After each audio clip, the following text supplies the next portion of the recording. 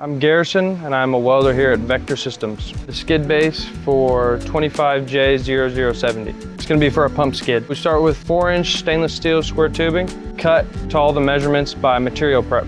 I'm welding it together with flux core using stainless steel wire. Using that method gets us strong and reliable joints. After we get the skid welded out, we install lifting lugs to make sure that we can move the skid safely inside the shop and as well as once it's on site. After we fabricate, we go through, check all the welds, make sure they're up to Vector Systems code, and then get it inspected.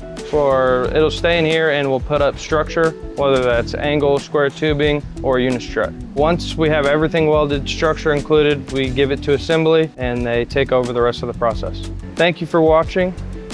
Yeah, I don't know what else to say.